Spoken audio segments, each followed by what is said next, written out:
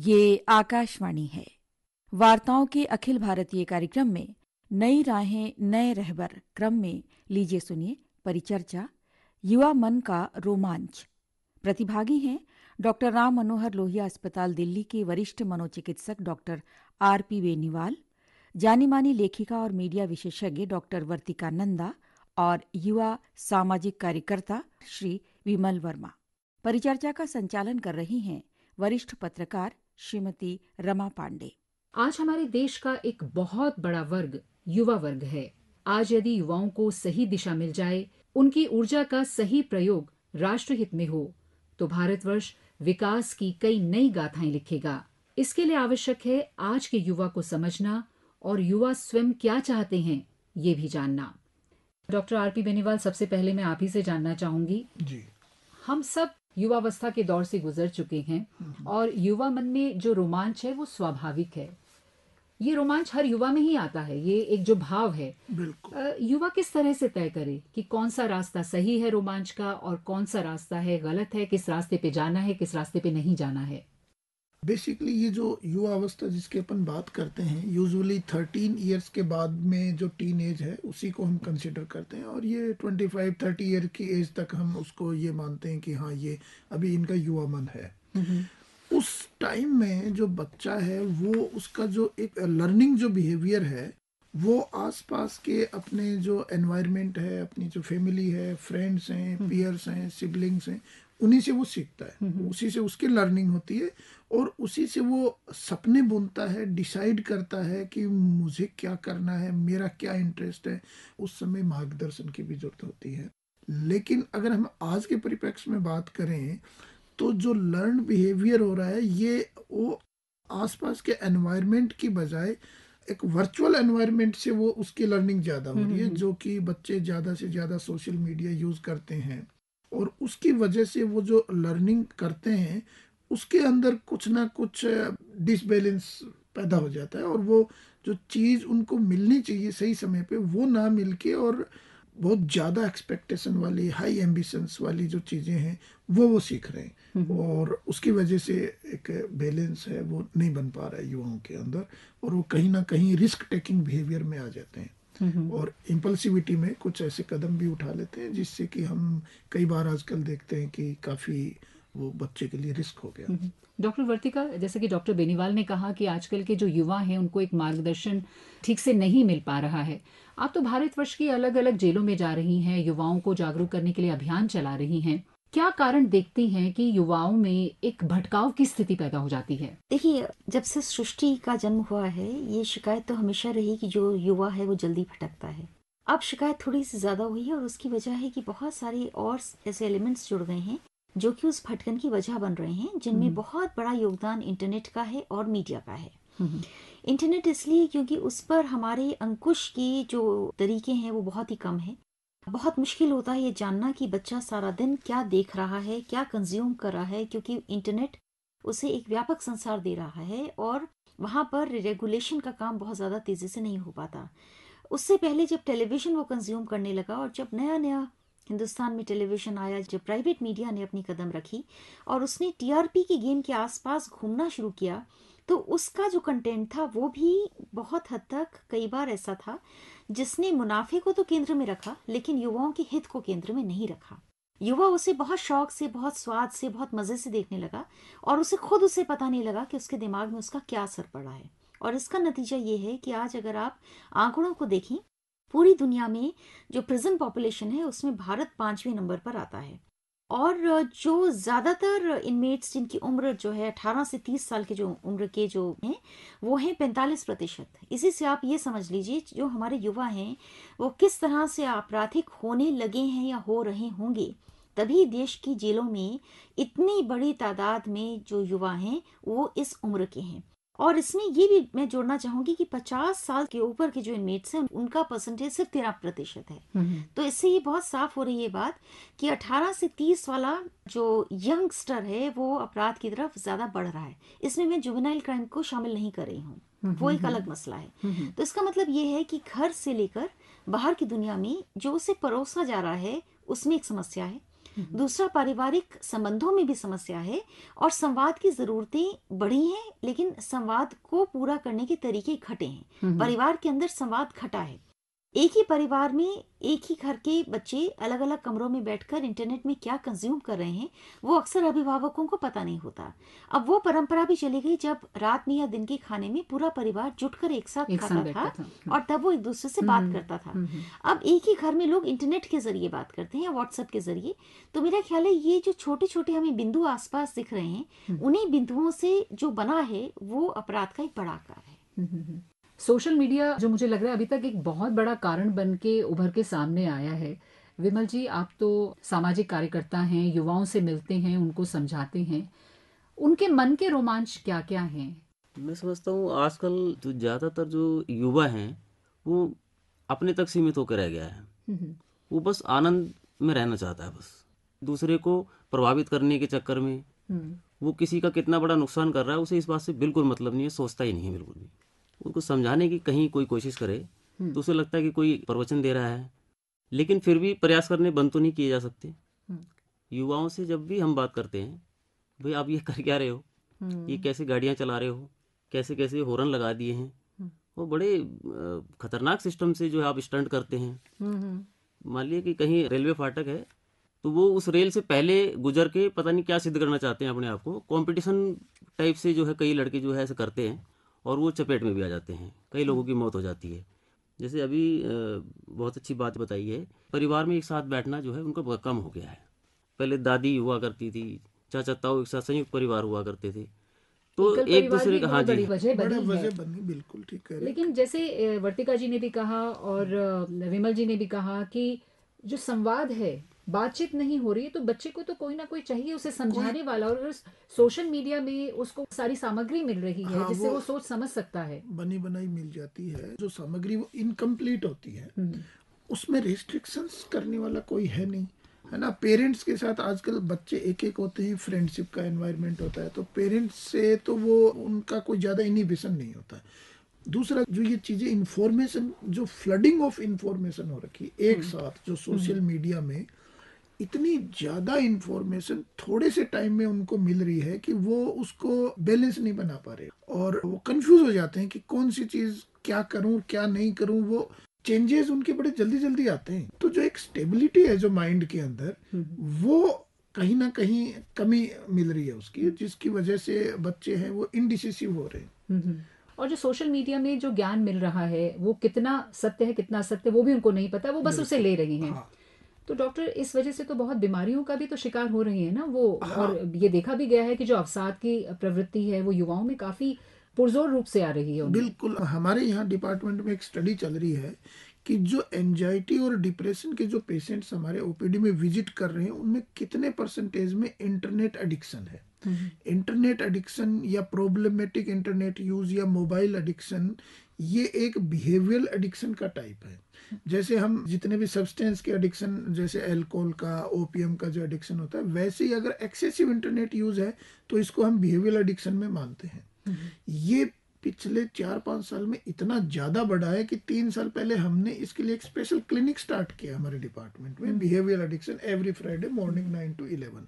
तो हम ये देख रहे हैं कि आजकल जो बच्चे हैं, पेरेंट्स उनको लर्निंग डिसेबिलिटी के लिए, असेसमेंट के लिए लेके आते हैं, पढ़ाई में मन नहीं लग रहा लेके आते हैं, और जब हम उनका डिटेल में असेस करते हैं तो पता चलता है कि 90% इंटरनेट एडिक्शन के अंदर इन्वॉल्व मिलते हैं वो। और उनको अगर हम एडवाइस करते हैं इससे दूरी बनाओ तो वो बेचैन हो जाते हैं, उस समय इम्पेशेंस हो जाते हैं कि आप ये हमें कहाँ ले आए, और आप तो कह रहे थे कि हम आपकी असेसमेंट करेंगे और आप तो यहाँ पे लेके। तो ये जो प्रॉब्लम है, ये एक नया, जिसको हम एपिडेमिक कह सकते हैं, वो बनता जा रहा है। जो यंगस्टर्स हैं वो समझ नहीं पा रहे हैं, क्योंकि उनके पास स्टडी के अलावा और ज़्यादा कुछ, जो जॉब करते हैं उनको तो फिर भी थोड़ा टाइम मिलता है तभी वो देखते हैं, लेकिन बच्चों के तो आजकल 2 साल से तो ऑनलाइन क्लासेस के चक्कर में वो ज़्यादा से ज़्यादा एक्सपोज हो रहे हैं। ये भी एक कारण बना है उनका एडिक्शन। डॉक्टर वर्तिका, जैसा कि आपने भी कहा और हम भी समझते हैं कि परिवार में संवाद का खत्म होना युवाओं के साथ, या फिर ये कहें कि एक सामाजिक दूरी भी बन गई है, और कोरोना काल की बात करें तो इस सामाजिक दूरी की जो खाई है उसको और बड़ा कर दिया है। जब आप जेल में जाती हैं जिस समय से अभी हम लोग गुजर रहे हैं, युवा लोग गुजर रहे हैं, क्या उसका असर भी पड़ा है उन लोगों पर? और जो आपराधिक जो प्रवृत्ति है वो कहीं बढ़ गई है इस वजह से? देखिए, कोरोना के समय बहुत सारी जेलों को खाली किया गया था इस लिहाज से कि पैरोल के योग्य जो थे या फिर जिनको कुछ समय के लिए जेल से छोड़ा जा सकता था उनको रिहा किया गया। लेकिन जो बड़ी बात हुई वो ये कि जेल के अंदर अवसाद की समस्याएं बढ़ी। उसकी तरफ लोगों का ध्यान इसलिए नहीं गया क्योंकि आमतौर पर लोग अपने बारे में सोचने लगे, खास तौर पर उस समय जेलों में मुलाकातें बंद हो गईं और यही वजह है कि हमने तिनका तिनका के तहत जेलों के अंदर रेडियो लाने की कोशिश की। जेल का अपना रेडियो हो और उससे वो बात करे। यहाँ मैं एक खास बात और ये कहना चाहूंगी कि अपराध बड़ी चमकदार चीज है। युवा उसकी चमक देखता है, उसका अंत नहीं देखता। अपराध अंत कहाँ हुआ वो देखता है फिल्म का आधा हिस्सा, कि अपराधी जो है वो बड़ी अच्छी जिंदगी जी रहा है, बहुत खुशी की जिंदगी जी रहा है, लेकिन उसका अंत क्या हुआ? अंत या तो पुलिस के पास हुआ या फिर वो पहुंचा जेल में। हकीकी जिंदगी में भी युवाओं को अक्सर ये पता नहीं होता। एक युवा लड़का है जो पानीपत की जेल में है और अभी हाल ही में वो अंतर्राष्ट्रीय ख्याति उसे मिली। उस लड़के ने गाना लिखा और उसने लिखा कि दे दे तू मौका जिंदगी एक बार जीने का। वो रुलाने वाला गाना है, बहुत युवा है वो। और उसने इस गाने को जब लिखा और जब हमने उसे पोस्ट किया यूट्यूब पर, बहुत लोग उसे सुनकर रोने लगे, इसलिए क्योंकि वो युवा ये बता रहा है बार बार कि मैंने अपराध किया और आज मुझे जिंदगी से सिर्फ एक मौका और चाहिए। असल में हम युवाओं को अंत नहीं बताते, हम युवाओं को ये बताते हैं कि आपको पैकेज कौन सा मिलना चाहिए, आपको कौन सी नौकरी मिलनी चाहिए, क्या चमक होनी चाहिए। हम युवाओं से ये नहीं कहते जाकर सोशल सर्विस कीजिए जहां आपको कोई पैसा ना मिले।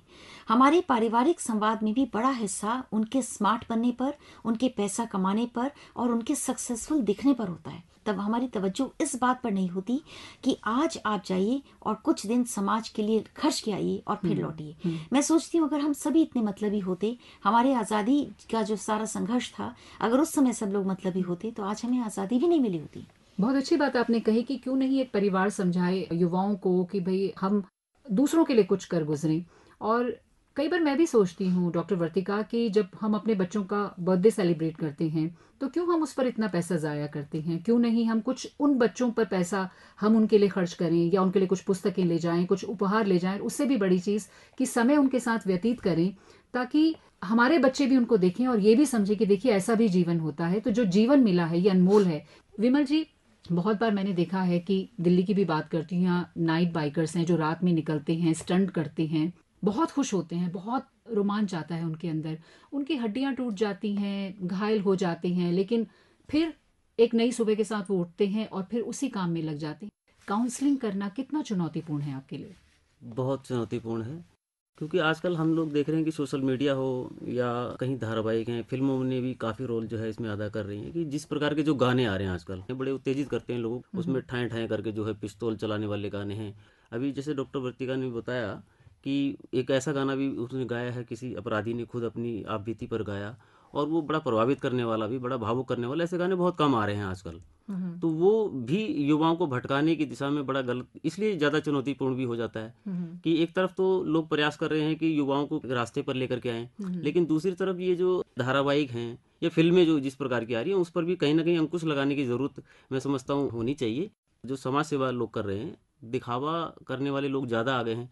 जो वास्तव में समाज सुधारक हैं उन लोगों को मौका नहीं मिल पा रहा है, उनकी सुनते भी नहीं है, उनके पास में बहुत सारे संसाधनों की भी कमियां रह सकती हैं।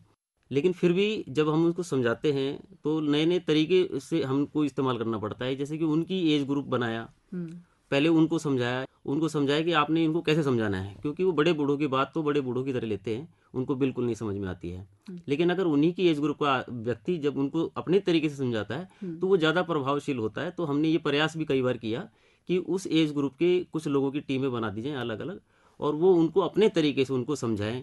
पहले एक टेलीफिल्म टाइप की जो है हम लोग सेव कर लेते हैं और वीडियो के माध्यम से उनको दिखाते हैं, उनको बिठा के समझाते हैं। थोड़ा बहुत समय देते हैं, बड़ी मुश्किल से उनका समय मिलता है, लेकिन जब भी मिलता है हम उसका सही इस्तेमाल करते हैं, वो प्रभावशाली भी रहता है। उसके बाद में उनके माँ बाप से भी जो है हम लोग जो है संपर्क करते हैं। माँ बाप का भी बड़ा अहम रोल होता है, क्योंकि आप लोग बिल्कुल ध्यान नहीं देते हैं उस पर। वो सोचते हैं कि बच्चे को है ना हम ज़्यादा ज़्यादा खुशियाँ दे दें, तो उसमें आप कोशिश तो करते हैं बच्चों को अच्छी दिशा में लेके जाने की, लेकिन होता क्या है कि बच्चों पर ध्यान नहीं देने की वजह से वो अच्छी दिशा में जाने की बजाय गलत दिशा में दोस्तों की वजह से चला जाता है। तो इसलिए बहुत चुनौतीपूर्ण है। डॉक्टर वर्तिका, जैसे विमल जी ने कहा कि युवा जो हैं जब भटक जाते हैं तो उनको समझाना बहुत मुश्किल होता है। क्या वाकई में उनको समझाना बहुत मुश्किल है, या वाकई में वो वापस आना चाहते हैं, मुख्य धारा से फिर से जुड़ना चाहते हैं और आपराधिक जो प्रवृत्ति है उसको खत्म करना चाहते हैं? देखिए, अभी जब डॉक्टर साहब कह रहे थे तो इस बात को मैं जेल के परिप्रेक्ष्य से भी देख रही थी। आज का युवा जब वो इंटरनेट से एडिक्टेड है, जेल के अंदर इंटरनेट नहीं होता, जेल में मोबाइल फोन भी नहीं होता। ये वो केस स्टडीज हैं जिन्हें जेल में जाने के बाद पता लगता है कि जिंदगी की अहमियत है क्या। बाहर हम जब चाहे उठ सकते हैं, जब चाहे घूम सकते हैं, खा सकते हैं, जो मर्जी चाहे कर सकते हैं।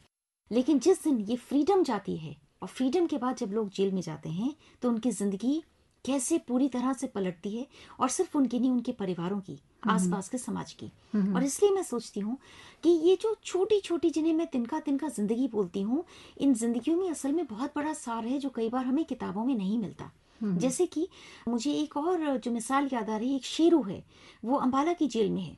पिछले साल उसने जेल के एक कमरे में बैठकर एक गाना लिखा जो कोरोना पे था, और वो गाना इतना ज्यादा लोगों ने सराहा, और उसके बाद उस लड़के को खुद को कोरोना हो गया।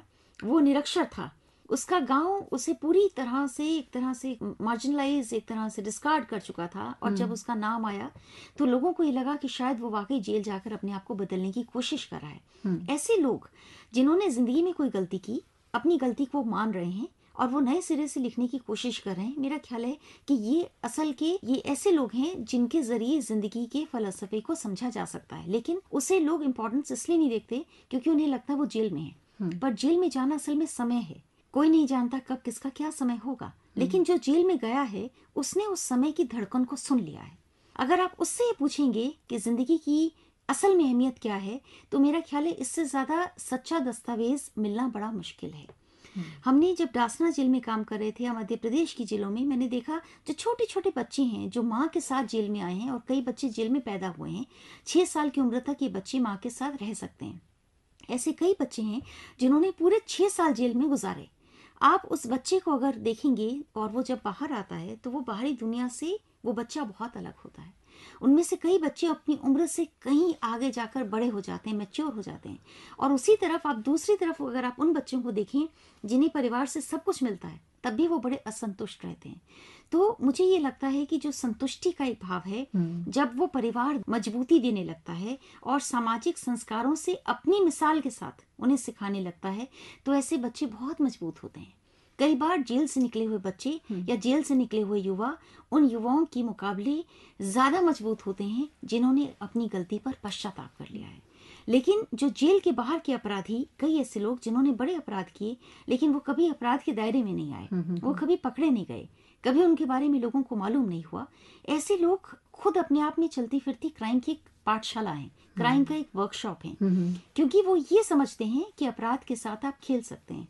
लेकिन जो दूसरी दुनिया है जेल की, वो ये बताती है कि अपराध से खेलने के बाद भी कभी ना कभी ऐसा कुछ जरूर होता है कि अपराध पकड़ में आ जाता है। तो अपराध का पकड़ में आना, हम फिल्मों में 3 घंटे की फिल्म का जो 2.25 घंटे पर हम जाकर बताते हैं कि आखिर में विलन की पिटाई हुई, असल में ये बहुत पहले बताना चाहिए कि जो विलन है उसके साथ जिंदगी क्या करती है। बहुत अच्छी बात कही है। और डॉक्टर बेनीवाल, जैसा कि डॉक्टर वर्तिका ने कहा कि संतुष्टि होना वो बहुत ज़रूरी है, पर कई ऐसे युवा हैं जिनको संतुष्टि कुछ और चीज़ों से मिलती है और उसी में उनको रोमांच भी नज़र आता है। कुछ ऐसे ऐसे खेल हैं दुनिया भर में प्रचलित हैं, प्रसिद्ध हैं, जिनका मैं नाम नहीं लेना चाहूँगी, जिसमें सफल होने के लिए वो अपने जो जान की बाजी है वो भी दांव पर लगा देते हैं। उनको सफल होना है, उनको गेम को जीतना है। तो ये भाव कहाँ से आते हैं? क्या परिस्थिति, माहौल, उनका जो जन्म है, लालन पालन, वो ठीक से नहीं हुआ, या माहौल ऐसा हो रहा है, या जो दोस्त हैं उनके बीच वो सुपरस्टार बनना चाहते हैं, कुछ करके दिखाना चाहते हैं, वहाँ उनको संतुष्टि मिलती है? देखिए, जो आपने कहा ये डिपेंड करता है, और एक अपना पर्टिकुलर इंटरेस्ट भी होता है। किसी किसी युवा के अंदर, उसके अंदर एक अलग ही एनर्जी होती है, उसके अलग एम्बिशंस होते हैं, उसके अलग इंटरेस्ट होते हैं, और वो रिस्क ले सकता है। तो जिसमें रिस्क टेकिंग बिहेवियर होता है, उसको अगर सही ट्रेनिंग मिले, टाइम पे गाइडेंस मिले, तो वो उसको अपनी एनर्जी को चैनलाइज कर सकता है। लेकिन अगर उसको वो चीज़ें नहीं मिली तो वो भटक जाता है रास्ते से, और फिर जैसा कि वर्तिका जी कह रही हैं, वो क्राइम के अंदर इन्वॉल्व होकर जेल में पहुंच जाता है। जहां तक सवाल है संस्कारों की, ये परिवार से ही मिलता है। सबसे बड़े जो उनके जो टीचर्स, जो हम कहावत हैं कि पेरेंट्स ही होते हैं, और पेरेंट्स रोल मॉडल भी होते हैं।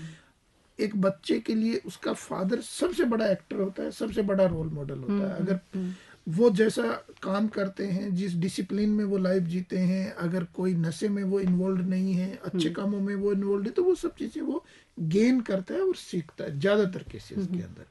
लेकिन यस, कुछ परसेंटेज में ऐसे भी होते हैं जिसको हम फिर साइकोलॉजिकल प्रॉब्लम कहते हैं, जैसे कि anti social personality, conduct disorder.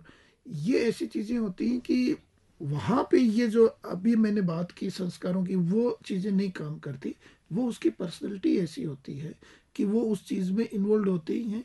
वहां पे फिर उसका एक ट्रीटमेंट, जिसको हम कहते हैं मैनेजमेंट की जरूरत होती है, कि टाइम पे पहचान की कि कोई बच्चे में आदत है झूठ बोलने की, चोरी करने की, चीजें जला देते हैं, जानवरों के साथ में एक प्रताड़ना वाला काम करते हैं। तो इस टाइप की अगर चीजें हैं तो उसको जरूर कंसल्ट करना चाहिए टाइमली। उसका एक असेसमेंट होना चाहिए, साइकोलॉजिकल असेसमेंट। हम पहचान नहीं पाते और हम सोचते हैं नहीं ये जानबूझ के कर रहा है, ये इसकी प्रवृत्ति है ऐसा, जबकि ऐसा नहीं है, बायोलॉजिकल है ये। डॉक्टर वर्तिका, जैसे प्रोग्राम से पहले हम लोग बात कर रहे थे, आपने भी ये बात कही थी कि बच्चा कैसा होगा, उसकी प्रवृत्ति क्या बनने वाली है, माँ बाप को, परिवार को समझ में आने लगती है। और डॉक्टर बेनीवाल ने कहा कि संस्कार देने जरूरी हैं।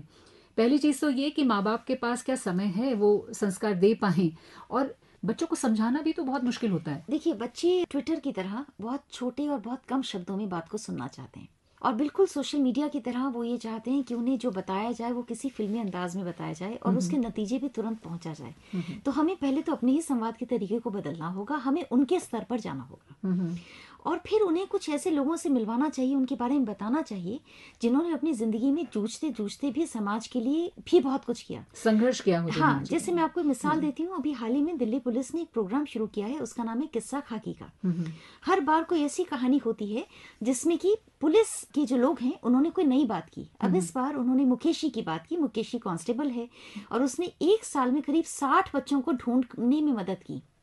ये 60 बच्चों में से ज्यादातर वो थे जिनकी माँ या बाप ने थोड़ा डांट दिया, वो नाराज होकर घर छोड़कर चले गए, और मुकेशी ने अपने काम के साथ साथ इन बच्चों को ढूंढा और उन बच्चों को उनके घरों को लौटाया। अब ये तो हुआ एक हिस्सा कि वो लौटाए, लेकिन बात यह है कि जब वो बच्चा लौट के भी आया, उसके बाद क्या गारंटी है कि वो बच्चा फिर से नहीं भागेगा। अब ये काम परिवार को करना होगा, उन बच्चों को समझाना होगा कि देखो, जो जिंदगी है उसमें उतार चढ़ाव रोज का एक हिस्सा है, और बच्चों के साथ जो हमारा संवाद है वो उस तरह का हो जहाँ उन्हें ये ना लगे कि ये हमें अब पढ़ाने लगे। वो बहुत पढ़ना नहीं चाहते, वो समझते हैं कि वो सब कुछ जानते हैं, बस उन्हें थोड़े से छोटे छोटे कैप्सूल्स देने की जरूरत होती है। जैसे कि एक और इंसान है थान सिंह, वो भी दिल्ली पुलिस में कांस्टेबल हैं। कोरोना के समय में उन्होंने लाल किले के पास जो है वहां पर एक क्लास लगानी शुरू की। वहां बच्चे बैठते हैं, रोज पढ़ाई करते हैं, गरीब बच्चे आते हैं। अब वो बच्चे वो हैं जिन्हें पढ़ाने के लिए एक टीचर की जरूरत थी, और ये थान सिंह उनका टीचर बन गया, वो रोज वो पढ़ा रहे हैं। अब अगर हम अपने बच्चों को ऐसी जगह पर लेकर जाएं जो सुविधा परक जगह नहीं है, वो ओरिजिनल जगह है, कि भाई आप परिवार में इतनी सुविधाएं आपको मिल रही हैं, इतनी कॉपी पेंसिल रबर जिनको हम वैल्यू ही नहीं करते। और मैं कई बार देखती हूँ जेल में एक पेन मिलता है एक किसी बंदी को, और आप उसे एक नया पेन दे दीजिए तो उसकी आंखों की खुशी ऐसी होती है जो घरों में आप 100 पेन के डब्बे भी दे दें तो वो नहीं होती। और बहुत से वर्तिका जी ऐसे बच्चे हैं जिनको अभाव है, जो चाहते हैं, मैंने देखा है कई बच्चों को ऐसे कि जो कॉपी का पेपर खत्म होने के बावजूद जो आखिरी पृष्ठ होता है उसकी आखिरी उसमें लाइन में छोटा छोटा करके लिखते हैं। फिर जब वो लर्न हो जाता है, याद कर लेते हैं, तो रबर से मिटा के फिर उसको लिखना शुरू करते हैं। बिल्कुल, तो बच्चों को वो अभावों की दुनिया जरूर दिखानी चाहिए, एक अभाव की और दूसरी वो दुनिया जो औरों की काम आती है। हम दिखाते हैं उन्हें प्रभाव की दुनिया, कि प्रभाव यहाँ है और पैसा यहाँ है। इस दोनों दुनिया से हम अगर बच्चों को हटा देंगे और उन्हें उन जगहों से जोड़ेंगे जो बड़ी खालिस हैं, तो हो ही नहीं सकता कि बच्चा भी खालिस इंसान के तौर पर पनप सामने ना आए।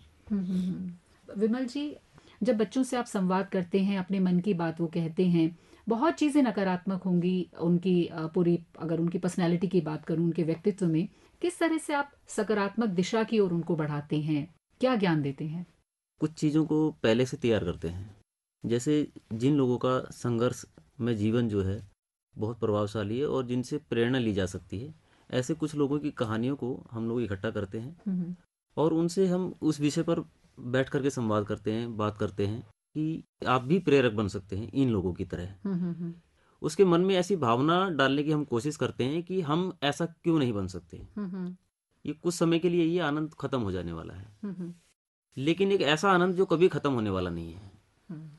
उस दिशा में उसके विचारों को ले जाने की कोशिश करते हैं और ऐसे ही लोगों का हम लोग एक कच्चा चिट्ठा सा तैयार करते हैं और उनके बारे में वन बाय वन उनको समझाते हैं, बताते हैं। उनको बताते हैं किसी IAS IPS ने देखो कितना संघर्ष किया है, आप भी उस दिशा में जा सकते हैं। तो ये छोटी छोटी चीज़ों में उलझ करके आप यहीं तक सीमित रह जाने वाले हो। इस तरीके की चीज़ें हम लोग उन लोगों के बीच में रखते हैं। डॉक्टर वर्तिका, क्या आप मानती हैं कि जो एंटरटेनमेंट इंडस्ट्री है वो भी एक बहुत बड़ा कारण है?